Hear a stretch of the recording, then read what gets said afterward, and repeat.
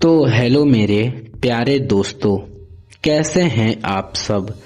मैं उम्मीद करता हूँ आप लोग बिल्कुल ठीक होंगे।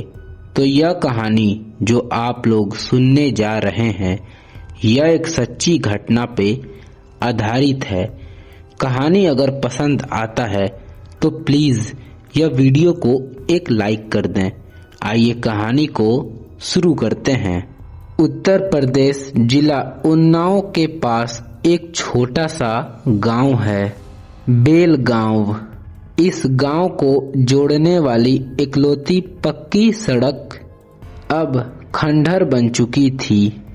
सरकारी रिकॉर्ड में यह रास्ता चालू था, लेकिन गांव वालों के लिए यह नरक का द्वार था। सूरज ढलते ही यहाँ परिंदा भी पर नहीं मारता था। लोग कहते हैं कि वह सड़क की मिट्टी आज भी प्यासी है और वह पानी नहीं इंसाफ मांगती है। किस्सा शुरू होता है रवि से, जो शहर में एक बड़ी कंपनी में काम करता था।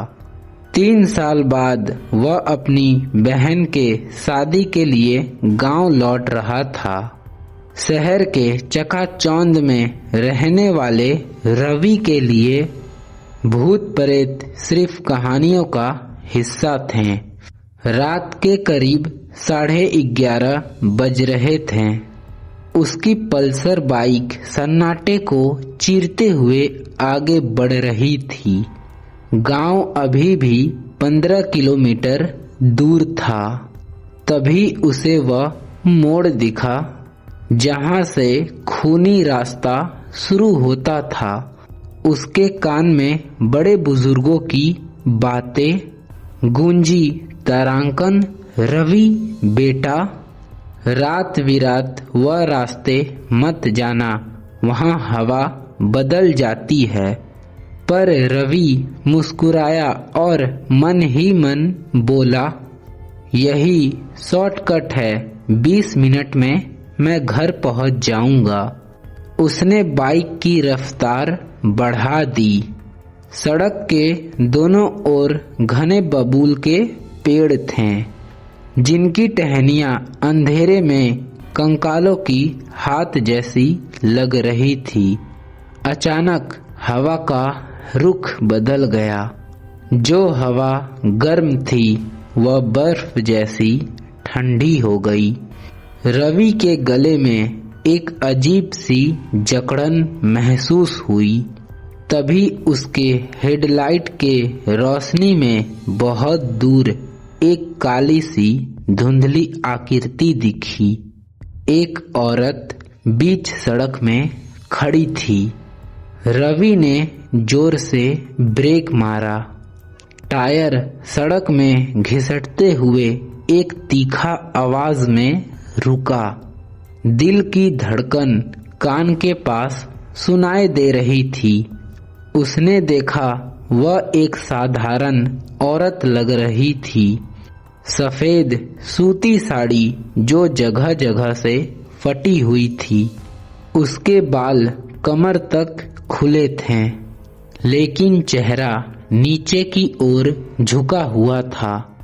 फिर रवि ने घबराते हुए पूछा, अम्मा, इतनी रात को आप यहाँ पे क्या कर रही हैं? गांव जाना है क्या? कोई भी जवाब नहीं आया। सन्नाटा इतना गहरा था कि रवि को अपनी ही सांसें डराने लगी। उसने फिर हिम्मत जुटाई, सुनिए, यह रास्ता ठीक नहीं है। बैठिए, मैं आपको आगे छोड़ देता हूँ। जैसे ही रवि अपनी बाइक स्टैंड पे लगाई और नीचे उतरने लगा, वह औरत अचानक पीछे की तरफ सरकने लगी। वह चल नहीं रही थी, बल्कि ऐसा लग रहा था कि जैसे हवा में तैर रही हो। रवि की चीख निकल गई जब देखा कि वह औरत का पैर पीछे की ओर मुड़ा हुआ है और जमीन को छू नहीं रहे थे। पलक झपकते ही वह गायब हो गई। रवि पसीने से तरबतर हो गया। उसने कांपते हाथों से बाइक स्टार्ट की और जितनी तेज हो सके वहां से भागने लगा। वह 80 की स्पीड में था, लेकिन 10 मिनट बाद उसकी रूह कांप गई। वही मोड़, वही टूटा हुआ बरगद का पेड़ और वही औरत। वह फिर से उसी जगह पर खड़ा था। ऐसा लग रहा था कि जैसे वह सड़क नहीं, कोई भूल भुलैया है जहां से निकलना नामुमकिन था। इस बार वह औरत और भी करीब थी। उसकी साड़ी पर अब ताजा खून के धब्बे दिखाई दे रहे थे। उसकी बाइक की हेडलाइट अचानक टिमटिमाने लगी। खट खट खट, और फिर अंधेरा छा गया। सन्नाटे को चीरती हुई एक सिसकी सुनाई दी, तारांकन बचा लो, मुझे मत जलाओ, बहुत दर्द हो रहा है। रवि जमीन पे गिर पड़ा। अंधेरे में वह आकृति अब उसके सामने खड़ी थी। उसकी त्वचा जगह जगह से उजड़ी हुई थी, जैसे किसी ने उसे जिंदा जला दिया हो। उसकी आंखों के जगह सिर्फ 2 जलते हुए कोयले जैसे गड्ढे थे। उसने अपनी फटी हुई आवाज में कहा, रवि, पहचान मुझे, मैं राधिका हूँ। रवि का दिमाग सन्न रह गया। राधिका, गांव की वह लड़की जो 4 साल पहले गायब हो गई थी। सबने कहा था कि वह शहर भाग गई, पर सच कुछ और ही था। आत्मा चिल्लाई उस रात। तेरे 3 दोस्त विकास, सुमित और आकाश मुझे यहाँ पे लाए थे। उन्होंने मेरे साथ दरिंदगी की, और जब मैं अपनी जान की भीख मांग रही थी, उन्होंने मुझ पर केरोसिन डालकर आग लगा दी। तू तो वहाँ नहीं था रवि, लेकिन अगले दिन जब विकास ने तुझे यह सब बताया, तो तूने पुलिस को क्यों नहीं बताया? क्यों तूने अपने दोस्तों को बचाने के लिए सच को दबा दिया?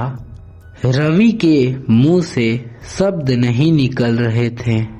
विकास ने उसे सब बताया था, और रवि ने दोस्ती के नाते चुप्पी साध ली थी। वह कायरता आज उसके सामने काल बन के खड़ी थी। आत्मा ने उसकी गर्दन अपने बर्फीले हाथों से पकड़ ली। रवि को महसूस हुआ कि उसका दम घुट रहा है, और उसके चारों ओर की हवा में जलने की बदबू फैल गई है। उसने देखा कि सड़क के किनारे से 3 और परछाइयां निकल रही है। वह विकास, सुमित और आकाश की रूहें थीं। उनकी आंखें सफेद थीं, और वह बेजान पुतलों की तरह राधिका के पीछे खड़े थे। वे मर चुके थे, और अब रवि की बारी थी। अगली सुबह जब दूध वाला उस रास्ते से गुजरा, तो उसने देखा कि रवि की बाइक बीच सड़क में खड़ी थी, बिल्कुल नई जैसी। लेकिन रवि वहां पे नहीं था। सड़क के किनारे एक पुराना, आधा जला हुआ एक पेड़ था।